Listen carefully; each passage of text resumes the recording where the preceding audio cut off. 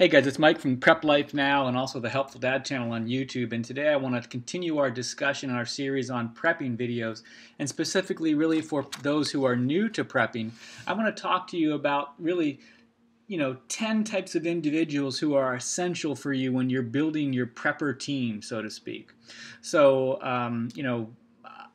I'm of the opinion that you're going to be better off in a disaster situation if you work with others versus just isolating yourself. And that's a whole nother video, the subject of isolation and working alone versus working in a community. We're going to assume that you agree that you need to have more than just yourself and your family on your team, that you're going to want to have other people on your team as well too. So if you're of that mindset, this video is for you.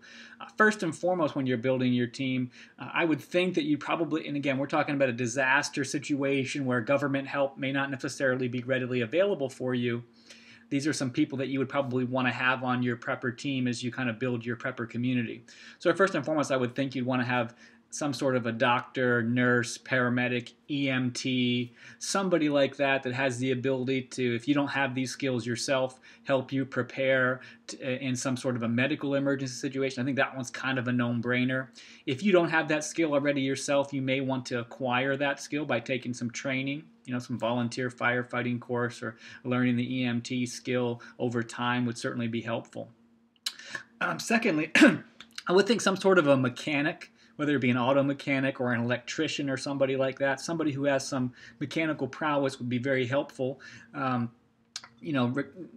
Putting aside the type of disaster that may occur, I would think that someone who has mechanical and electrical skills would be pretty valuable for you to have on your team, again, if you don't have that yourself. Obviously, for safety purposes, someone who knows about guns and firearms, who can either, repair or at least certainly help you to clean guns and firearms, to be able to train you on them would be important if you don't have that skill yourself. So a gunsmith or an armorer or somebody like that would be very helpful. I would think that you would want most of the members of your team, if not everybody, to be very fit and healthy. You can have all the prepper supplies in the world, but if you don't have physical fitness, you probably wouldn't last too long, no matter how many guns you have, if you're having to go around from place to place. So I would think that would be something that you want to make sure that your team stays physically fit and healthy. Next, I think you would want somebody who can help provide for the group.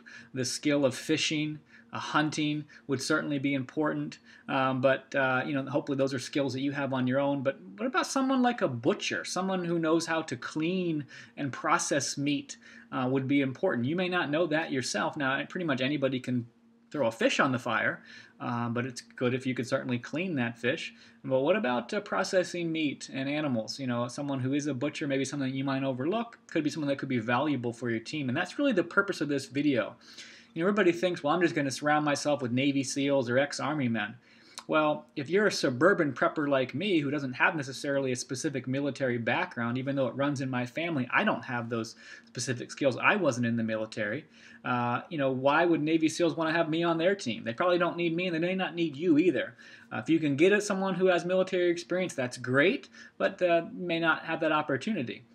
But what about someone who is a fireman or a policeman, someone with some sort of maybe quasi-military training or official government type training? They may actually get advanced access to news reports, so if a disaster is kind of pending, they may know in terms of government emergencies ahead of time. Wouldn't it be great to have them on your team, right? Depending on the situation, if it's a really long-term disaster where you're really providing yourself for an extended period of time, someone who's got woodworking or carpentry skills would be very valuable to the team to help you, build shelters or build, tools and equipment and things over time. I think that would be extremely valuable to have for the team.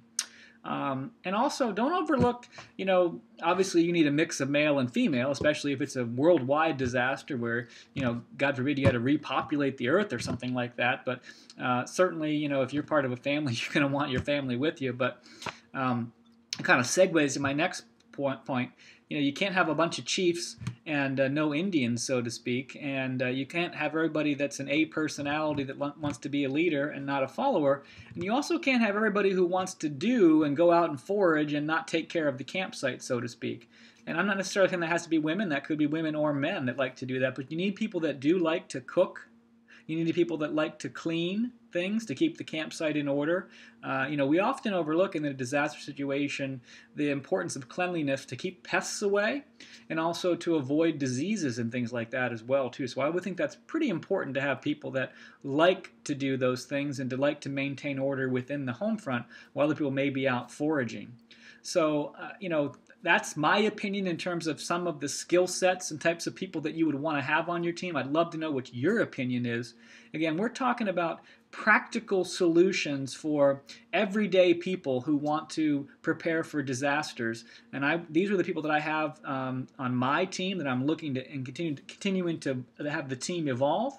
I'd like to know what your opinion is. Did we miss anybody here? Is there someone else you would recommend? Please add a comment below. Thanks for watching Prep Life Now, and have a great day.